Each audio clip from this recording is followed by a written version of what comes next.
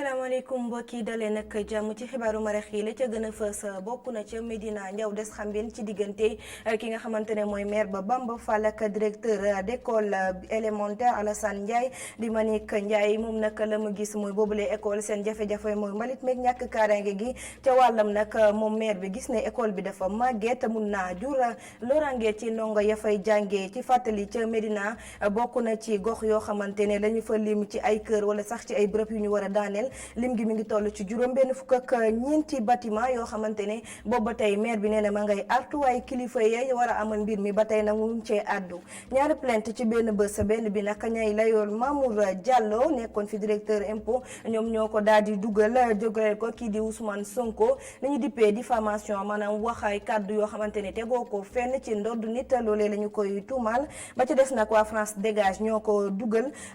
dégleel ko kii di Mamour Diallo ne dafa njuuj njaaj ak luubal alal ju mu moomul leneen ci biir xibaar yi ñu fas yéene ko faram fàccee groupe E-Media Invest amaloon nag visite fële ca Touba Mbacké visite boobee nag ñu doore ko ci kër xalifa général des Mourides daal di dem ba ci kër sëñ Bass Abdou Khadre jeexalee ko ca Ndindi loolee nag di sàkku ñaan delloo njukkal ak gërëm loolu lépp ñu fas yéene ko faram fàccee ci biir xibaar yi mbokk yi bu ngeen taaxirloo.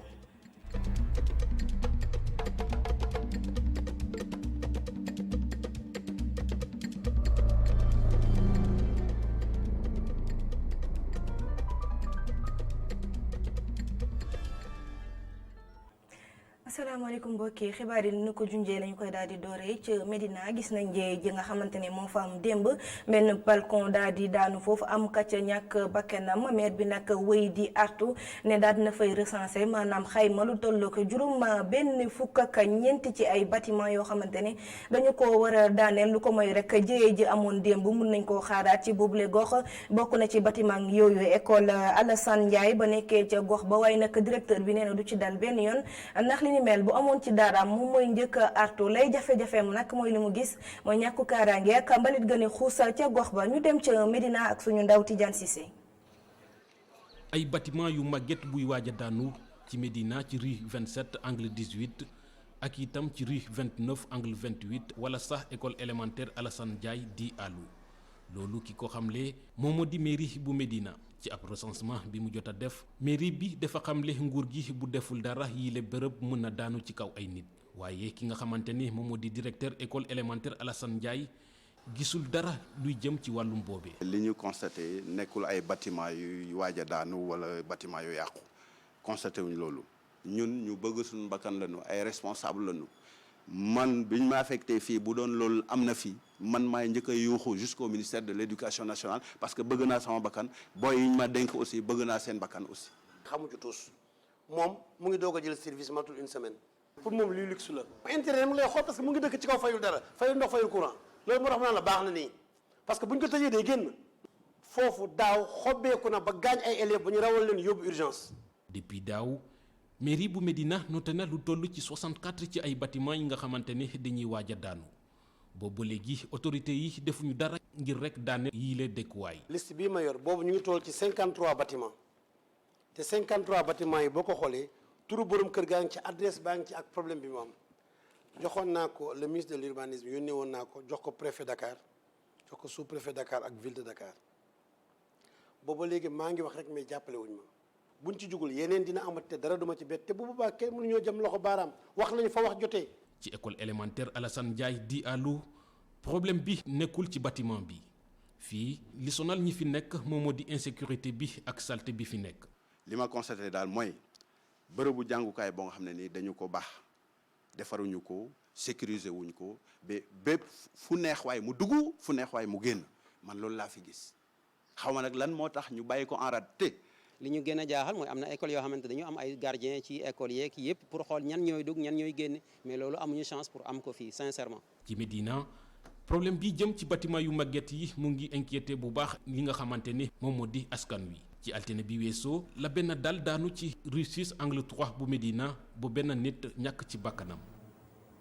ñu desandi ba tey ci wàllum dëkkuwaay bi la yoon nag wax ci jubluwaay gi nga xamante ne moom la ci nguur gi am loolu waraloon nag jëwrin gi ñu ko dénk Abdou Karim Fofana demoon ca Morolan ak Notto Diobass nekk ay bërëb yoo xamante ne bokk na ca fa ñu war a tabax téeméeri junni dëkkuwaay yi ngeen jagleel askan wi nga xamante ne seen loxo jotul seen ginnaaw la mu gis ca gox ba nag dal na xelam bu baax waaye it tàmbali nañ fa sax wala sax benn kër ñu duppee ko maison témoin noppi na mu gis ko nag loolee dal xelam bu baax. ñu démarre ndak suñu ndaw ba ñu teewal ca Thiès Isidore Alexandre Sène. bi la kër mooy wone naka la bâtiment yi di mel ñu ngi fii ci circuit bu Bandia ginnaaw bi mu visité bâtiment témoin bi cortège yu ministre bi wutal si Notto Diobass fii nag lu toll ci juróom benn junni ak juróomi téeméeri logement lañ fi nar a taxawal bërëb bi toll na ci ñeenti téeméeri hectare liggéey wi dañ ko def ci ñaari pàcc. wàllum kër moom benn dépense la ci nit di def mooy sa luyaas nga jox ko banque bi mu jox la kër goo xam ne da nga koy fay ci diir bi nga ko war a fay nga moom sa kër loolu nag li nga xam ne moo koy andi mooy communes yi def ni monsieur le maire Alioune Sarr def maanaam dégg woote président de la république mu jël suuf su toll si 400 et quelques hectares jox ñu ko nga xam ne première phase mooy 120 hectares yi nga xam ne phase bu nekk 1000 logements la leneen li mooy maire yi nga xam ne ñoom ñëpp dañ nekk ci axe Dakar Thiès Mbour nekk ci autoroute à péage ndaxte projet bu mel nii balaa muy dox li ci am solo mooy ñu collé autoroute bi ndaxte day tax dem beeg dikk bi gën a yomb ndaxte nit boo ko nee demal dëkk 50 kilomètres ak fi ngay liggéeyee faaw nga yombal ko dem beeg dikk bi. yile kër ministre bi jàpp na ne dañ ko jagleel askan wi nga xam ne day seen i loxo jotul seen digg ginnaaw. tey état lii mbébétam mooy sénégalais yi nga xam ne ñooy fay luyaas ñu mën a jot ci kër yi te duñu fay lu bëri ñi ngi commencé nag projet bu njëkk bi nga xam ne li ci jiitu mooy joxe apport personnel lu 1 million 500 après nag ngay fay 88 000 projet bi yemul foofu lu ñu gën a évoluer dinañ gën a seet nu yombal bi di gën a demee am na projet yoo xam ne du am apport personnel. bi jëwrin bi jógee commune bu Notto Diobass mu wutal ci fa nga xam ne moo di Palo Youga ci commune bu Morolan département bu Tivaouane ab ville verte lañ fiy taxawal. Notto Diobass moo nekk au sud de Thiès à 45 minutes de Dakar Morolan it nekk au nord de Thiès à 45 minutes de Dakar ci autoroute à péage bi donc tey li nga xamante ne moom lañ fi def si mooy seet si terrain bi nga xam ne moom la monsieur le maire wuyoo woote bi nga xam ne président de la république Macky Sall woote na ko ndax moom bi mu déggee appel bi rek entreprise bu tudd Enokio doon promoteur génnee na 150 hectares yoo xam ne téeméeri ñetti junni kër xaj na ci te li baax fii ci kër yi mooy gis ngeen ko 225 mètres carrés la par logement loolu muy lu jafe ci jamono ji. fii ak i weer kër yu njëkk yi dana pare buñ sukkandikoo ci kilifa yi ministère bi yor urbanisme logement ak hygiène publique ànd ak njiitu réew mi nar a taxawal téeméeri junniy logement ñu jagleel ko sénégalais yi nga xam ne de seeni am-am demewut noonu. ñu dellu si Ndakaaru wutali ca pencum ndaw réew mi ak lël wa nga xamante ne amaloon nañ ko tey gannaaw lël ga nag ay kàddu yu mu yëkkati moom Moustapha Niass mi nga xamante ne moo jiite bërëb ba mooy sàkku ca député ngir ñu booloo ndax nag li xew ci diggante maître Abdoulaye Wade ak Macky Sall war naa doy junju te ñoom li leen war mooy taxawal askan wi waaye it amal liggéey bu mucc ayib Cheikh Assane Fall Sélémane Diallo. dal gi am ci réew mi ak ndaje gi am ci diggante président Abdoulaye Wade ak président Macky Sall nekk na loo xam ne war naa jëriñ képp koo xam ne député nga ci gis-gisu Moustapha Niass sax moom député yi dañoo war a gën a booloo ngir mën a def seen liggéey ci ni mu waree. Nous sommes capables d'aller ensemble la main dans la main. mën nañoo ànd man gëm naa loolu gëm naa ne mën nañoo teg lépp ci côté ñu ànd doon benn ngir mën a liggéeyal dëkk bi mën liggéeyal ñi fi nekk. te jàpp naa ne suñu booloowee ku nekk jël lii di intérêt nation bi teg ko ci kanamam dinañ mën a dem ba am loo xam ne dinañ ko def lu am solo te lépp rek ngir lan ngir mën a jëriñ képp koo xam ne sénégalais nga. Soucieuse et permanente de l'intérêt général. ab woote boo xam ne dafa mel ne député yi dégg nañ ko bu baax a baax ñu bokk ci majorité présidentielle bi comme ña nekk ci opposition gis nañ ne loolu lu ñu war a mën a def la. incha allah dafay gën a yombal liggéey bi parce que olof yi day wax lu kenn man ñaar ko dàq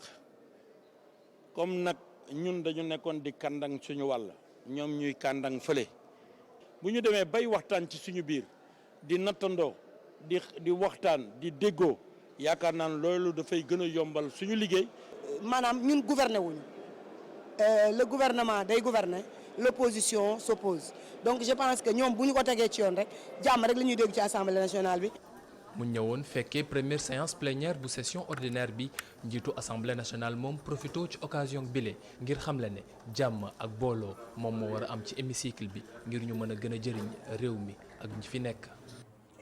Cheikh Hassana Fall séance plénière boobee nag li ko taxoon a jug mooy tabb ñu bees ñi war a bokk ca bureau ba foofee ci assemblée nationale bokk na ci Cheikh Tidiane Gadio ak madame Yaye Mané Albis di ñaar ñu bees waaye kii di Abdou Mbow ak Awa Gueye ñoom bokkutuñu ca bureau ba ñu daal di wax ci leneen ñeel wàllum politique gannaaw nag ba mu génnee kaso ba tey nemmeeku nañ ne Khalifa Sall mu ngay wéy di amal ay nemmeeku gannaaw Touba Tivaouane ak Kaolack demoon na bu yàggul dara seeti ji kii di Idrissa Seck ñoom nag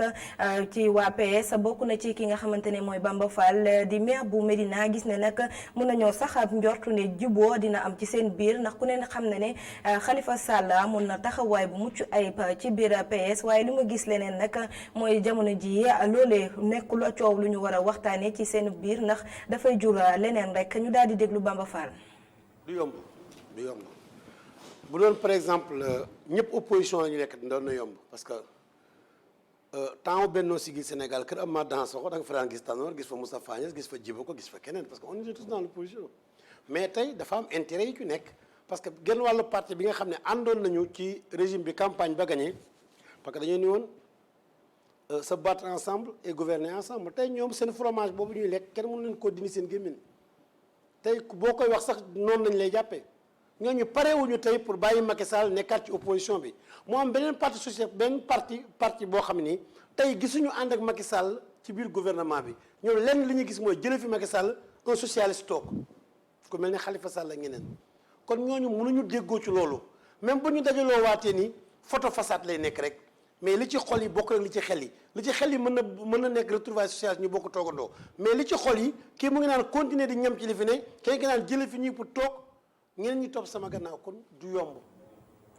mi ngoog mu nekk kàddu Bamba Fall ñeel ci jiboo gi nga xamante ne ñenn ñi ñu ngi koy njort ci biir parti socialiste ñu wax ci leneen nu ñu ko junjee nag ci biir xibaar yi pënd wi wureegul ba tey ci coowal juróom-ñeent fukk ak ñeenti milliards yi di 94 milliards yi nga xamante ne kii di Ousmane Sonko moo doon joxar bi baaraamu tuuma Mamour Diallo tey di la nag ñu xëy wutali ca kër procureur di Serigne Bassirou Gueye déposé fa ñaari plainte ba ca njëkk nag bokk na ci bu waa mouvement FRAPP mit neneen kii di Mamour Diallo dafa njuuj njaaj luubal xaalis bu mu moomul di 94 milliards yi ña koy layool nag moom Mamour Diallo di ay avocat am ñoom it daal di déposé seen plainte jagleel ko kii di Ousmane Sonko ci li ñu dippee diffamation maanaam li muy wax tegu ko fenn reportage yoo markan procureur de la république am na liggéey ñaari plainte lañ ko tegal ci kaw bureau am jëm ci affaire u 94 milliards yi plainte bi njëkk waa FRAPP France Dégage ñoo ko indi teg ko ci ndoddu Mamour Diallo Tahirou Sarr ak ñi ñu àndal jëm ci lubalu alalu askan wi ak faux en écriture publique. dañu viser ay délits yoo xam ni tey tegu na ci ndodd ki nga xam ni moom mooy Mamour Diallo ak ki nga xam ni moom mooy Tahirou Sarr premier délit bi nga xam ni moom la ñu viser ñu sukkandiku ci article 130 du code de procédure pénale ñu tuddee ko délit de faux en écriture public sukkandiku ci code pénal deuxième délit bi ñu sukkandiku aussi ci article 152 du code pénal ñu tuddee ko délit de détournement des deniers publics ñetteelu délit bi nga xam ni article 153 moo koy punir ñu tuddee ko délit d'escroquerie portant sur les deniers publics. bu ñu sukkandikoo ci Guy Marius Sagna ak ay ñooñam rapport bi commission d'enquête parlementaire bi seetal Mamour Diallo caaxaan kese moo ko lal. Assemblée nationale bi nga xam ni moom constitution daf ko dooleel mu war ñoo taxawal dafa lajji ci saytu 94 milliards yooyu ñuy dégg ndaxte assemblée boobu dafa wan ni moom dafa am péete te péete boobu mu am péete parti politique la péete askanu politique la. bi Guy Marius Sagna ak ay ñooñam di jàkkaarloog taskatu xibaar yi. avocat wu Mamour Diallo yi jubal ci bureau procureur maître El Hadji Diouf ak ay ñoñam ñoom itam porté plainte kii di Ousmane Sonko jëm ci diffamation ak diffusion de fausses nouvelles. yàq deru nit pour sosal ko fedal ko pour yàq deram loolu fenal na Mamour Diallo yàq na deram nee na sàcc na luubal na juróom-ñeent fukki milliards ak ñeent nekkete yoo moom moo bëggoon 11 milliards fukki milliards ak benn ci benn opération boo xam ne Mamour Diallo yoonam nekku ci muy def chantage pour ñu fay xaalis bi mu def ci postam lu mu campagne. ci kàddu yi maître El Hadj Diouf leaderu Pastef bi di Ousmane Sonko mënul mucc ci dem kaso. yoon li ñuy séntu ci moom mooy mu jàpp Ousmane Sonko tëj ko ni mu ko waxee moom ci boppam ndax moo gën a xam ni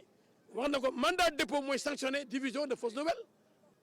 diffamation moom du ko yóbbu kaso mën na ko yóbbu kaso it mais du obligatoire mais division de fausses nouvelles c'est obligatoire que de prison. ak lu mënti am mën nañ jàpp ni ñaari parti yi soppante wuñu bu baax li koy firndeel mooy incident bi ngeen di gis mu am ci buntu tribunal.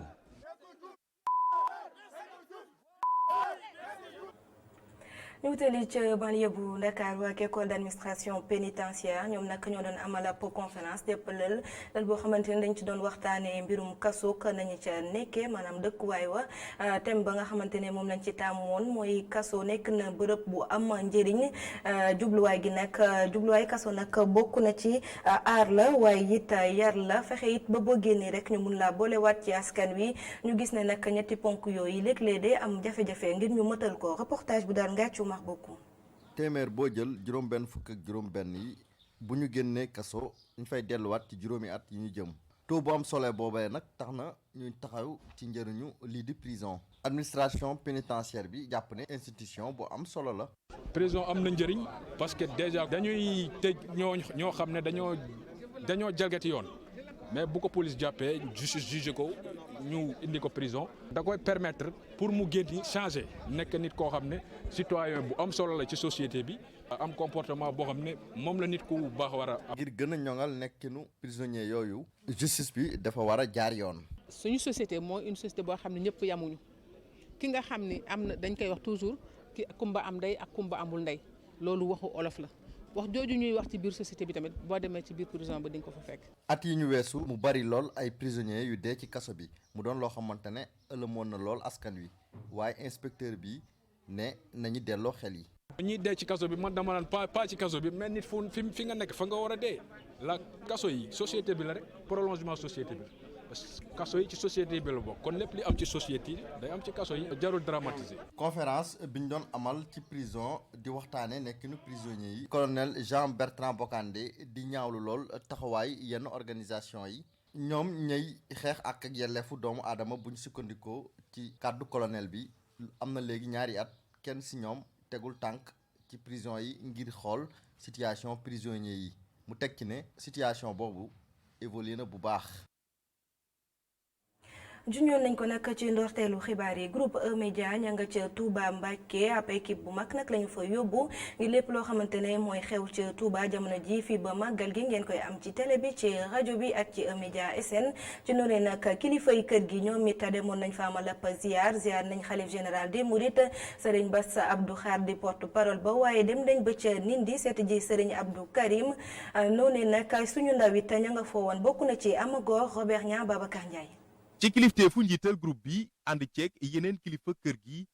groupe E-Media Invest dem nañ ziar xalif général des Mourides Serigne Mountakha Bassirou Mbacké Serigne bi dalal leen déglu leen te itam di rafetlu seen liggéey ba noppi ñaanal leen.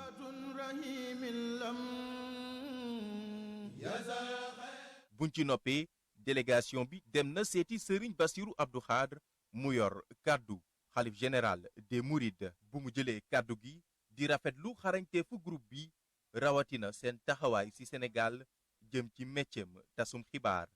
suñ diggee yéen du tey démb la woon waaye ngeen di jàmbaar ci liggéey bi jàmbaar gi mooy xam fi ngeen nekk dafa am xasaasiya waaye ngeen yëg responsabilité boobu di bàyyi xel ci li ngeen di wax ak li ngeen di jëf. mosuma dégg kenn ku leen wax ne wax ngeen ko lu ngeen ko war a wax mosuma ko dégg te li ngeen war a jot li nit ñi muy dégg yéen a koy wax loolu rek mooy masuuliya loolu rek ñu ngi leen ci gën a soññ bu baax ndax nit bu nekkee ci lu baax da nga ko cee soññ boo gisee mu def njuumte it nga woo ko nag gis naa nag nga bàyyi seen liggéey ñun ñaa ngi koy rafetlu bu baax di leen ñaanal yàlla. ci seen ziar fii ci Touba direction bu E-Media Invest wutali na itam Ndindi. si makaanu Serigne Abdou Karim Mbacké Serigne bile di rafetlu seen ñëw fii ak it seen liggéey bu ràññeeku fii ci Sénégal ak bitim réew. ngeen xam ne daal fii seen kër ñu ngi leen di bëggee bu baax te wóolu nañ leen ci seen liggéey bi média bi wóolu nañ leen ci bu baax. duñu gis ngeen yor micro bi bañ tiit duñ ci tiit mukk duñu gis ngeen yor ko mukk bañu tiit wax yaakaar ne da ngeen fi wax tey loo xam ne lii musiba lay doon saa bu ngeen yoree rajo rek micro bi rek wóolu nañ leen dañuy xam bu nu neexee toog nga le xam ne jàmm rek ngeen fay wax ak luy defar. ci seen tànku nemmeeku yile waa direction générale bu E-Media Invest dem nañ itam ziar bërëb bu Serigne Touba. di ñaan rek lépp loo xamante ne ñaan nañ ko ca Touba Mbacké mu nangook jàmm ñu wax ci leneen nag li ñu nemmeeku jamono ji mooy ca Guinée yëngu-yëngu ya moom ma ngay wéyee ne bu baax rawatina ñenn ci askan wi gis ne nag ka nga xamante ne moo fa nekk njiitu réew di Alpha Condé dafa bëgg a forcer ngir soppi constitution bi li ñu gis nag mooy la làqu ca ginnaaw loolu mooy dafa bëgg ñetteelu mandat ñoom nag ñu duñu ca dal ñu nemmeeku ne nag juróomi nit ñàkkagum nañ ca seeni bakkan am ñi ci gaañu yu métti ca jàmmarloo ya fa am fi nag ci Ndakaaru doomi réew yi Guinée yi fi nekk gis ne loolee mun naa ñàkk ña ngay woowaat ki nga xamante ne mooy njiitu réew mi Alpha Condé ngir mu dellu si waat ci ay kàddoom reportage Aliou Guèye Augustin Mandan. juróomi nit yuñ fa faat ak ay blessé yu bëri mbir mi la xew démb fële ca Guinée communauté guinéenne bii nekk ci Ndakaaru di ko ñaawlu dem sax bay woo président bi ci jàmm. metti na lool metti na ndax waa ji constitution bi la bëgg a changer te xam nga du yoon. waaw Conté def na ñaari mandat te xam na nu mu toogee na bàyyi rek ñeneen ñi ñëw. moom décevoir nañu ko waa parce que ñun jàppoon nañ ne en tant qu'intellectuel que moom bu accéder à la magistrature suprême vraiment dina jël Guinée teg ko ci yoon bu baax ci yoonu jàmm ci yoonu développement mais depuis moom bu mu ñëwee ba léegi moom gis nañ ne moom deful lenn lu dul violer loi bi te bu amee ay 2 manifestants 3 manifestants. policiers yi militaires yi génn rey leen te du mujj fenn. nit nag li la yàlla jox moom rek nga mën a jël. nekkee na candidat avant muy nekkee candidat nekkoon na opposant bu ñu nee dafa former ay mercenaires ñu jàpp ko condamné ko à mort. Sénégal bii ak Pulu Fuuta yooyu muy rey tey ñoom ñoo jóg revendiquer fexe ba ñu libéré ko mu dem toog li mu toog France. ba yàlla indiwaat ko. mu battre campagne ñu fal ko président. Guinéen ngiile gis ni rek seen dëkk bi mérité na dal waaye lépp loo xamante ni dafay indi jàmm. on est dans la dictature amul démocratie da ngay yor sa xaalis doo mën a dund moo tax boo gis Guinée boo gis fii nii moo gën a bari Guinée boo demee Gambie boo demee feneen boo parce que dictature bi munoo yor sa alal nga dund si sa dëkk. Il a toutes les potentialités. Il n'y a pas un pays plus riche que ce pays-là. Mais malheureusement, dès que Bob moom jël na des anciens dinosaures yoo xam ne ñoo nekkoon avec le régime de Lansana Conté avec Dadis ñi nga xam ne ñoom ñoo reyoon le massacre ñoom ñoo defoon le massacre du 28 septembre ñoom ñëpp mu jël leen def leen ci gouvernement ba pare bëgg a ñëw nag di bëgg a joxe des leçons de démocratie moom amul benn leçon buy joxe. ñuy dem sax bay lancer appel CEDEAO ak yeneen njiitu réew africain yi ngir dëkk bi bañ a tàkk. lu ñu mën a waxee ku mën a dimbali dëkk bi na dimbali ngir population bi parce que population bi la ñuy dimbali ñun instant am na Guinée yu nekk Sénégal am na Guinée yu nekk feneen ak feneen mais ñoom du xool ku nekk am na parents ñu fi nekk boo xoolee say parents mi bëggoo dëkk bi tàkk yal nañu yàlla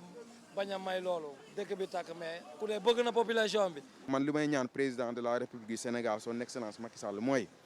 avec ses collègues de la CEDEAO que ñoom ñëpp ñu booloo ñu mettre la pression ci moom pour que moom mu xam ne que ce pays là dëkk boobu moom moomu ko il n'y a pas un homme providentiel.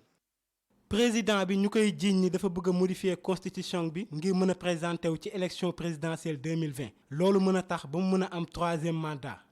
professeur Alpha Condé mu ngi nekk njiitu réewu Guinée depuis atum 2010.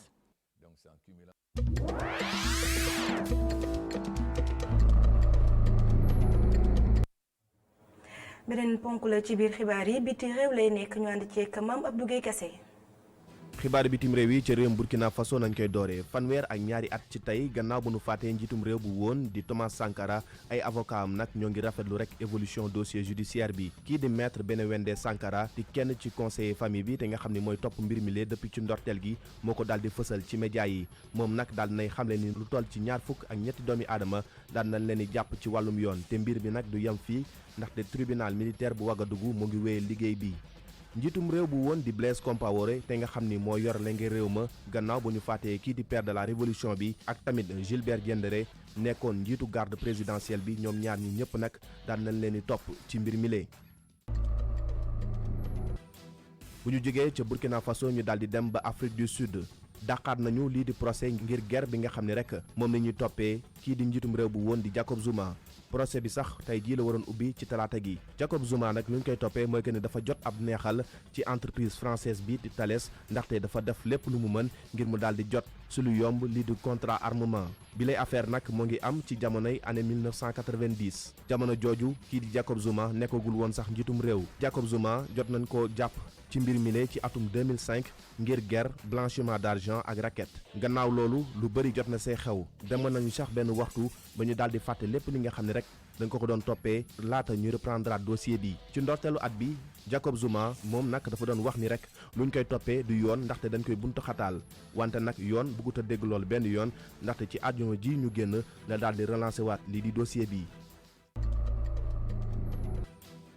ca France jëwriñ bu ñu dénk wàllum bitim réew di Jean-Yves Le Drian daal dinay fësal tey ji ci talaata gi ni dina dem Irak ngir daal di waxtaanee kilifa yu réew ma ak kurdi yi lu ñeel wàllum sécurité ci camp yi te nga xam ni jàpp nañ fa lu toll ci téeméeri junni jihadiste yu bàyyeekoo ca bitim réew loolu la nag moo ngi am gannaaw ba réewum Turquie daal di jël ab dogal ngir daal di tàmbali ay cong ca bët gànnaaru réewum Syrie.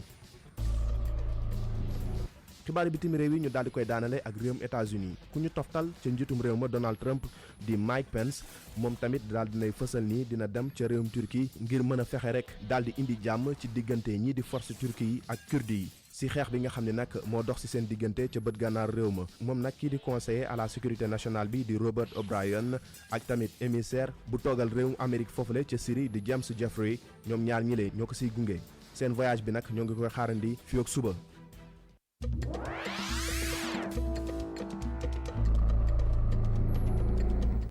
ñu wutali ca Mbour gi ci wax ci carte d'égalité des chances ak jamono ji nga xamante ne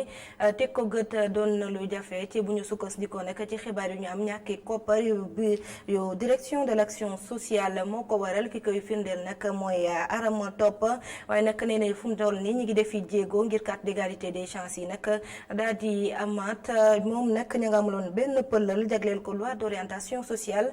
ci Mbour gi ci ñu daal di déglu ay kàddoom ci micro Aliou Kane. lim boobu dafa xaw a tuuti par rapport ak li nga xam ne loolu lañ ciy xaar parce que bu ñuy xayma di wax naan peut-être que ñu ngi nekk entre 800 000 ba 3 millions donc booy xool 50 000 lu tuuti la mais loolu booy xool tamit boo gisee li ko waral mooy